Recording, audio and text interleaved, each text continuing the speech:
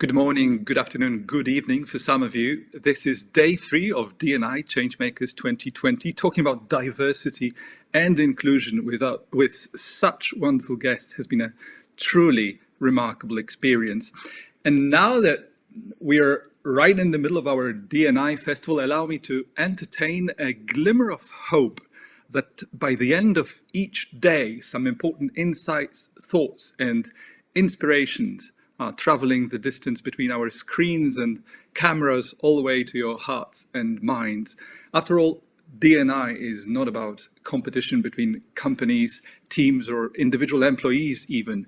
It's about the future of work, the future of togetherness. Today is about leaders and for leaders, present and future. Does D&I belong to a nice to have or a must have category? Looking at things a little more broadly, I suppose it's fair to say that if there is a sustainable tomorrow, the companies of today have a truly transformative role to play in answering this question. And on that note, let's start day 3 of D&I Changemakers 2020.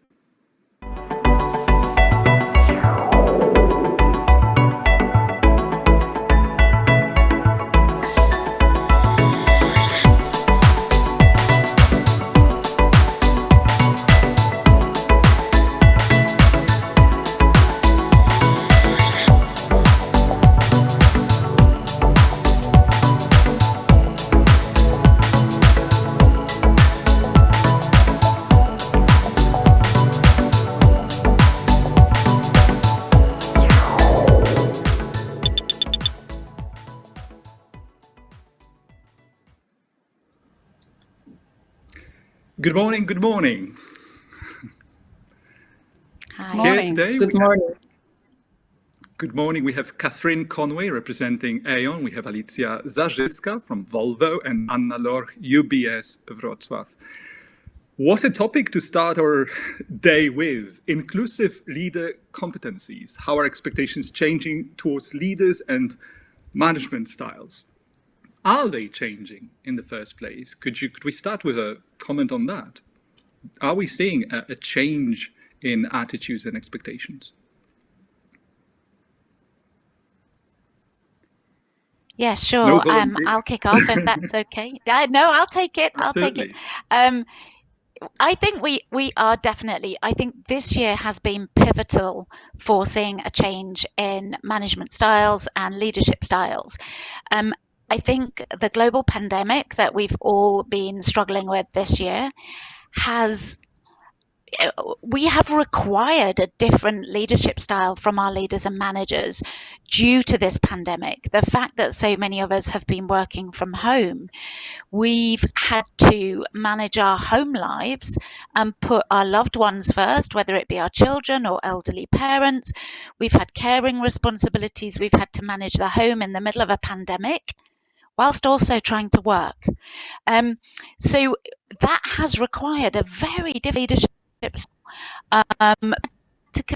Katherine, things. Yes. May I kindly ask you to move the microphone a little away from your mouth? And just to tease you a little, I would say that, yeah, it's better. I would say that we should hope that our private lives have always been a priority, haven't they?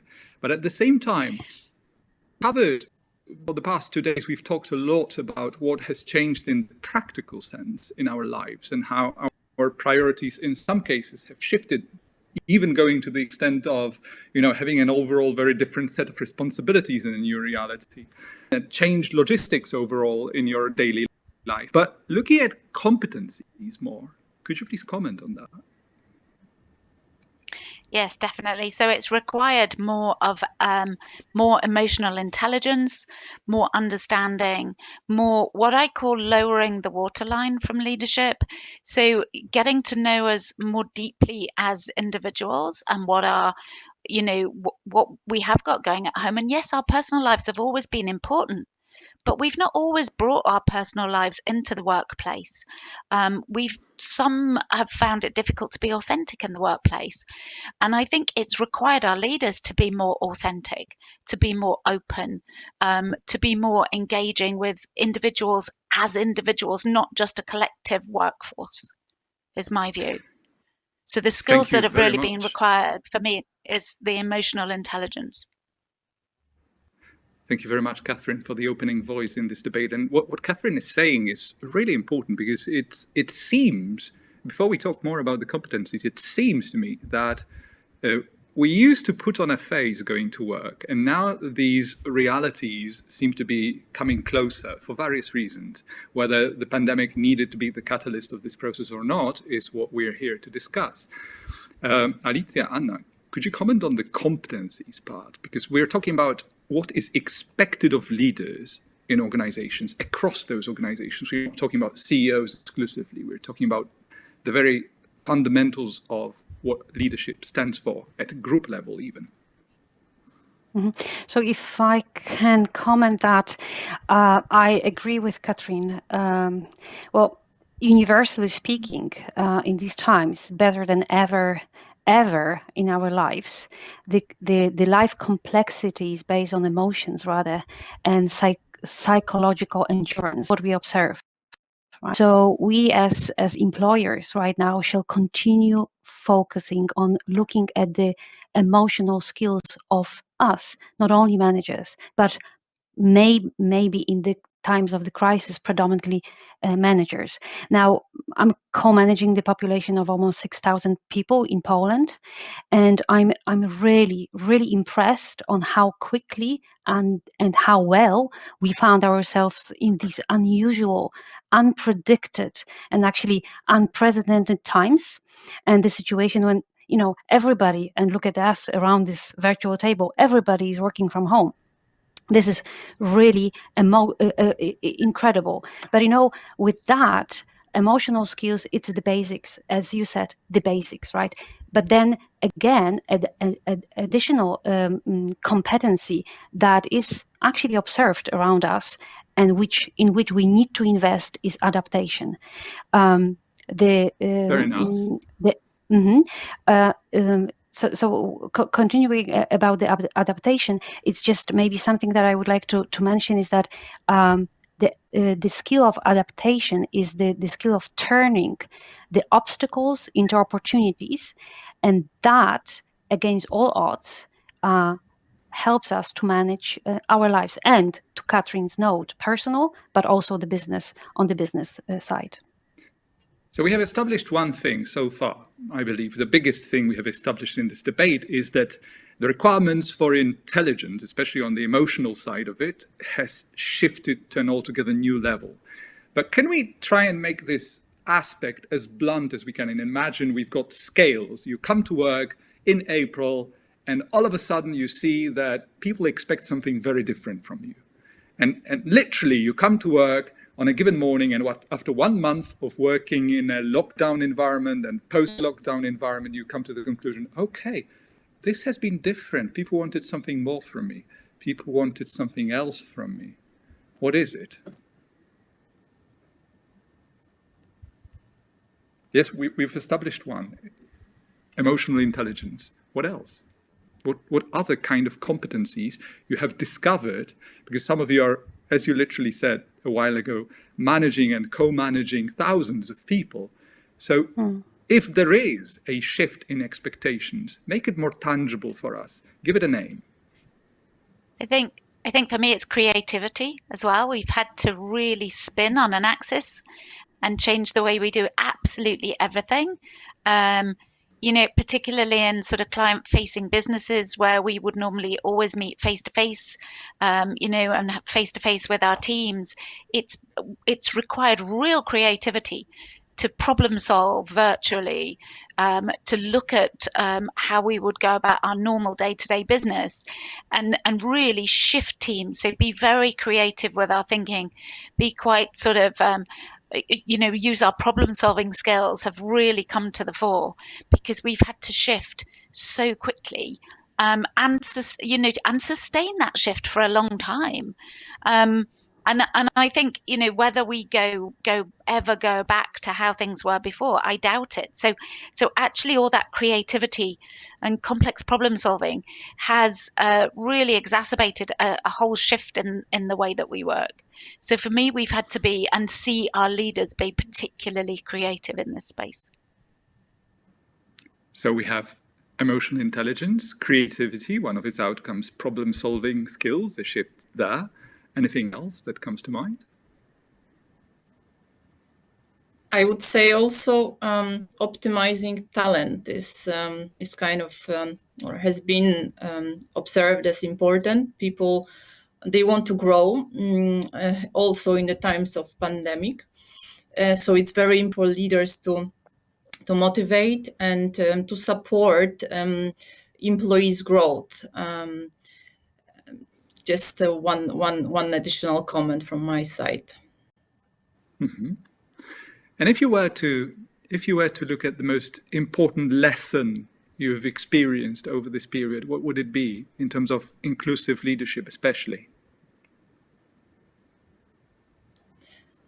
In recent times or in general? Especially during the pandemic period. If we can call it recent, it's been quite some months already.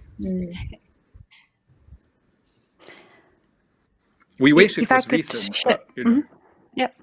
If I could share one, actually, this is the one that is pretty universal, but especially now, when we are isolated at homes, although very active.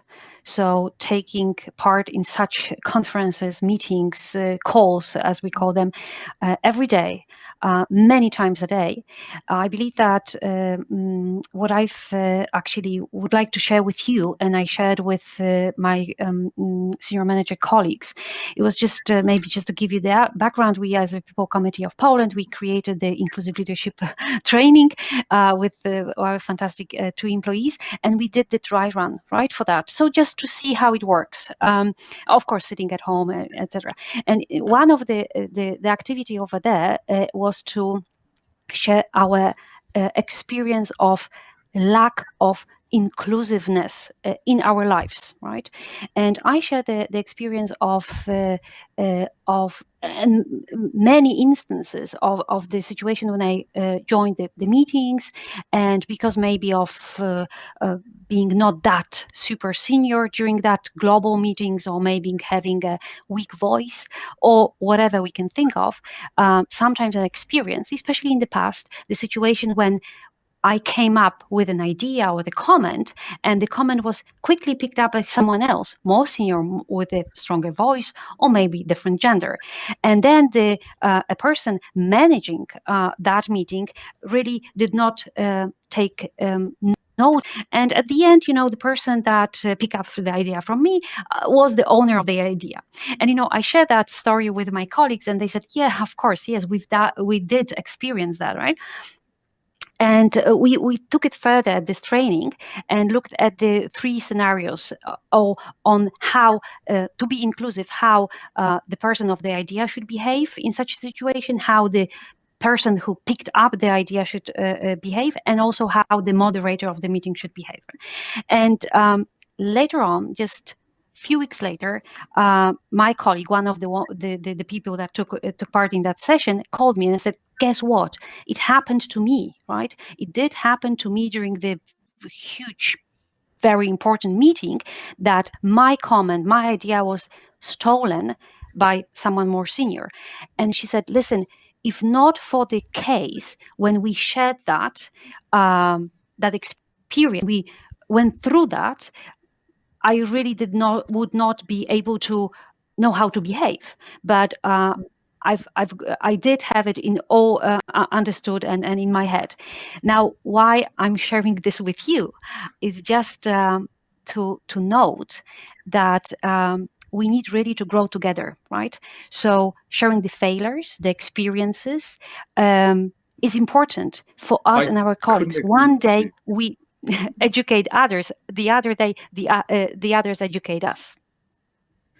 Sure, I couldn't agree more. But with communication about inclusiveness, the biggest problem perhaps is that the risk of communicating about it, spreading the word, making it more popular across the company, is that a lot of people may see it as fluff.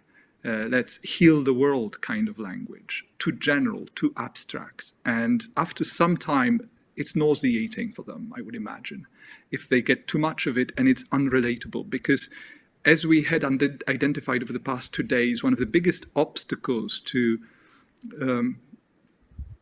actually popularizing D&I, making people more aware of its impact on productivity, overall companies' health in the sense of well-being and the atmosphere at work and avoidance of conflict, etc., etc. I suppose the effort that we might want to focus a bit more on is how to make this language more credible, more data-driven, more scientific. So to translate this observation to a specific requirement, the title of our debate is Inclusive Leader Competencies and How Are Expectations Changing? And one way to measure that would be for me to ask you, if expectations change towards leaders, they are somehow communicated by someone or understood at some point introspectively.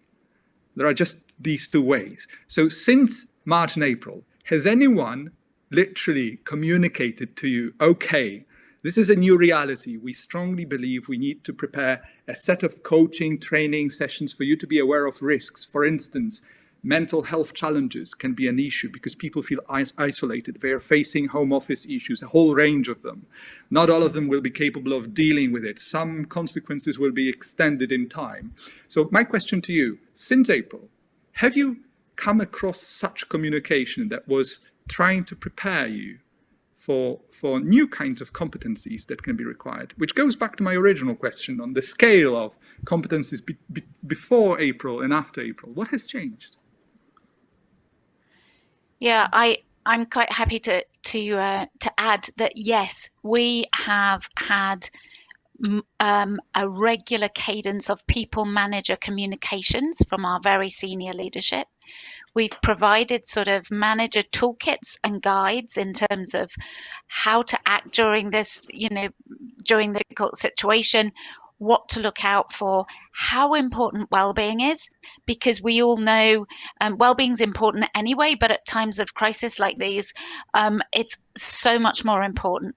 So we've really tried to equip our people managers with guidance on how to lead during these times, what skills need to come to the fore, to educate them on what support is available, what types of conversations they should be having, how they should check in with with their employees, how they should help people to not feel isolated. Mm-hmm. So there's been a real constant cadence of information and flow, and also actually to be better communicators, because our leaders had to come into the office, right, and talk in a team meeting to their team, whatever it was, once a week or twice a week. Now they're having to communicate in a much different way, in a much, more agile way, more flexible, making sure that there's no one forgotten about on the team. That's that inclusive leadership piece, is making sure that you're checking in with absolutely everyone. Who's the person that's going to feel most isolated? Who's the person that's going to feel most stressed, most impacted by how much work there is to do, etc. So we're giving them a suite of sort of toolkits, and also during this pandemic, if I may mention as well, we've had a lot of social injustice out there in the world. I know in Poland it's been, really impactful, the political situation that's been going on. We've had Black Lives Matter. So again, we've had to take in those types of issues into account, understand how our colleagues might be feeling, be they Black colleagues, be they LGBT colleagues, etc.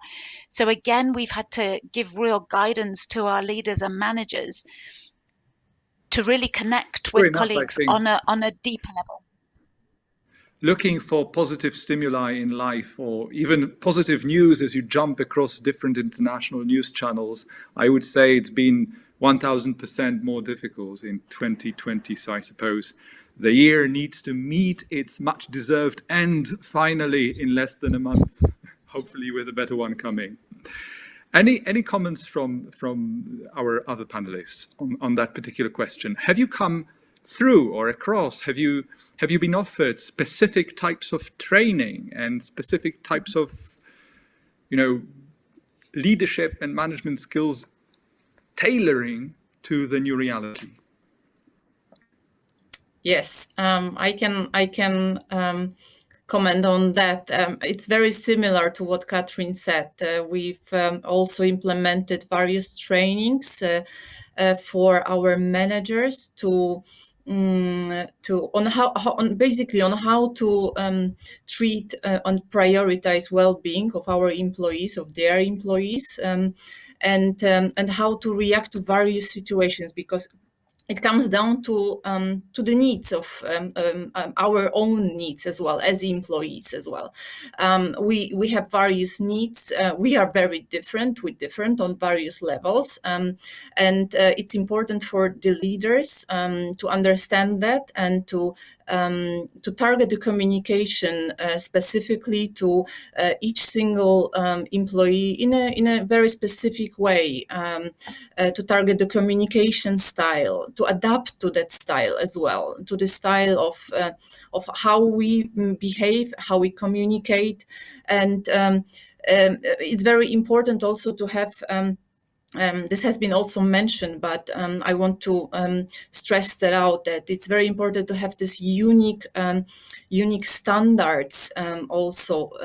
And managers, they mentioned it's for them important to have specific guidelines on how to react in various situations. This is quite important factor here. So unique standards plus trainings, different trainings on how to behave and how to communicate with employees in their specific situation. We already have some questions coming to us over the chat function on our platform. One of the questions that some of you have already addressed is it more difficult today to be an inclusive leader? But in answering that, let's try and quantify it as much as we can. Is it more difficult? So maybe a comment from me. It is very difficult to say whether it's difficult or not. The times are tough. As Alicja mentioned, and Katherine, another skill or competence that you started the panel discussion with, the question about the competence is, again, communication. Right? The communication is the key. And throughout these last 8 months, we've probably learned so much that would be very difficult without the crisis to learn so much, right? So that would be the benefit.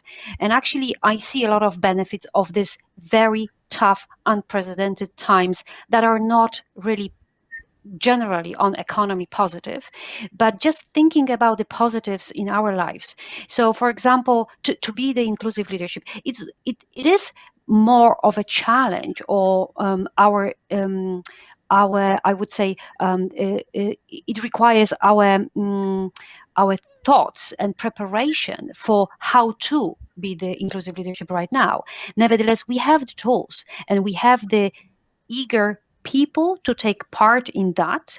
Now, what I'm leading the D&I in Poland for the company that I represent, and I can say that this year is absolutely fantastic for the D&I, diversity and inclusion activities in the variety of the networks, although we never meet, right, in person. We can't.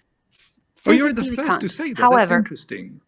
Can we elaborate on that? Sorry to be stopping you here, but that's a very interesting thing you've just said, that the dynamics actually increased, even though the physical meetings are not there, but the networks have become more diverse, more active. Can you comment on that more broadly? Yes. So the people being isolated and having less are trying to get more. That's a nature of a people, especially millennials. Don't look at me, but generally the organization that I co-manage is the millennial organization. People really are now adapting, as I said that earlier, to the new times and want to take the benefits of the times, because there are some benefits. So D&I, diversity networks, talking about disability, gender, LGBT, which is called LGBT plus, which is called Pride here, CAN, which stands for the cultural network, so the people from outside of Poland, became even more creative. Now, I can give you an example of a project that is not D&I only, but more community affairs. When every year we run business run around Poland, right? But Krakow and Wrocław as well. So this run is half marathon, right? It's fantastic. Thousands of people take part in that. This year, well, guess what? We were not able to run together, obviously. Now, we talk right now, obviously. But, months before, we didn't know that, right? So we decided, okay, we run, but we run individually. And then we connect online, we confirm the results, etc. And what happened was that we were even more inclusive in that run. Why? Because we did not need to come physically to one place or to 2 places, 3 places, but we gather people from around the world. In my team, I had a person from New York running at the same time in New York, or maybe later on, London, Zurich, Poland, Zabierzów. I'm from Zabierzów, right? Quite sure, etc., etc. I'm sure at the end of the day, you produce some really cool data visualizations with maps of people running all over. Absolutely. Hopefully. And you know what? We gather together virtually in a variety of actually pictures of the places where we run. And suddenly we realized that we were more inclusive than ever. Mm-hmm. That brings me, because there's an interesting case study from Krakow, when the city was making efforts to encourage people also to use bikes a little more. I think there's a lot of creative space there to ensure that companies encourage employees to use the data, those who commute to work on more environmentally friendly means of transport than just cars, to use this data and share the impact. But it's a completely different topic. How is VOLVO fostering inclusive leadership among its middle management and employees? On various levels. We do it on various levels. Hopefully. But yes. So we have included into our leadership competency model. So we've got like 4 levels for leaders, and it's inclusive inclusiveness is a part of each of those 4 levels. So it's very important to do it in various initiatives as well, like onboarding. So making sure that people, that when we hire new leaders, they understand it from the very beginning, that it's a key, crucial part of our culture, organizational culture, and this is the way how we all behave, how we all communicate, and it's required from them as well. We mentioned We mentioned creativity and how important creativity is in problem solving and really approaching daily situations. So on the humorous side, Alicja, I can say that I wish your marketing team came up with the idea to invite Jean-Claude Van Damme to your promotional campaign this year rather than in the past. It would have made so many people's lives so much better.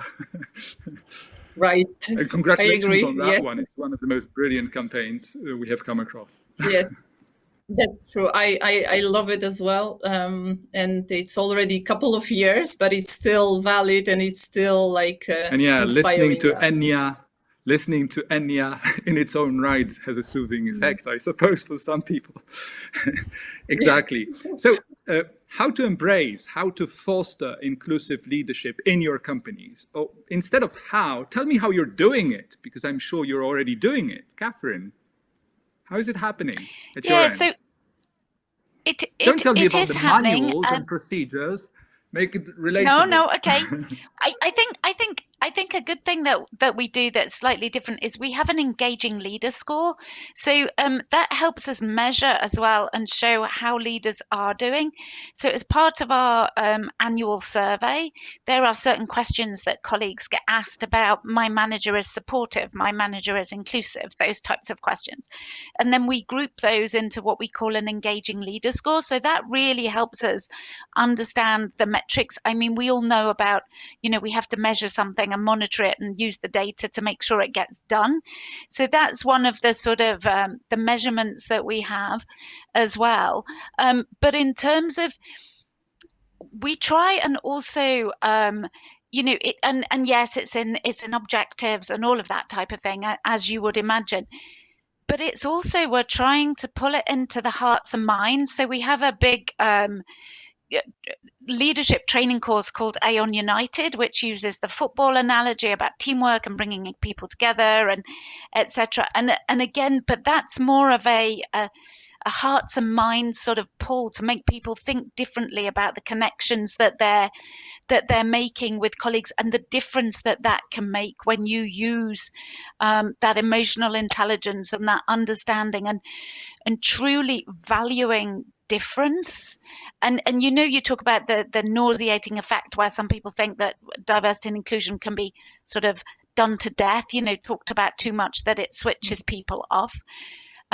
So we try and encourage people to see that, how important diversity of thinking is, and how we use that training course in terms of really understanding the value that diversity of thought brings to our organization, and how much richer it Katherine, is for those types of conversations. Funny you should mention that.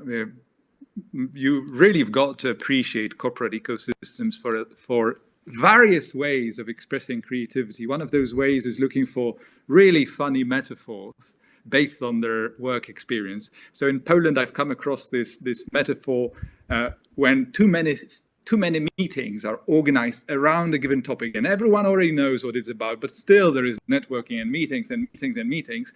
They call it, in Polish, eventoza, which would be like eventosis. It's a medical case already. Nice. So it's really funny that people experience this. So oversaturation of certain things is clearly a risk. So would you agree that of all those competencies we were talking about, emotional intelligence, creative skills, problem solving, perhaps the single most important one where all these things really start is your listening skills, which is the very beginning of the diagnosis of where you can prioritize. Because of course, now that private lives and professional lives have come much closer together, closer than ever, I suppose it's fair to say that your listening skills and prioritizing skills are extremely important. Would you like to comment on that? I'd say it's amazing, actually. Mm-hmm. No, it's amazing how poor some people are at listening, and it's a real skill. It's sort of a muscle, and we talked about inclusive inclusive leadership. For me, it's a muscle that needs to be trained. You have to I talk about your inclusion glasses. They go on and you see through that inclusion lens for every single thing that you do every day, the interactions that you have, the way you're asking people to take on a new project or a new skill. Don't just go to the same person. Put your inclusion glasses on for every single thing. Listening is critical. How many times do we have a conversation where the person's not listening to you? They're just thinking about the next thing that they're going to say in their head, right? They're just waiting for you to finish whatever you're going to say before they come in with their great idea or their great, their great contribution. And I think that's a very for me, smart strategy for preventing me from stopping you, Katherine. Exactly. No, but for me, inclusion is a muscle, and we have to exercise it. And every single stage of the employee life cycle, we need to be stopping and thinking, is this fully inclusive? Am I, bringing everyone into this idea, this conversation, this meeting? Have I got that variety of ideas? So for me, it's the inclusion goggles, as I call them. Katherine, thank you very much. Katherine, Alicja, Anna, we've run out of time, so let's continue exercising the listening muscles in our next items on the agenda. Thank you very much. Thank you.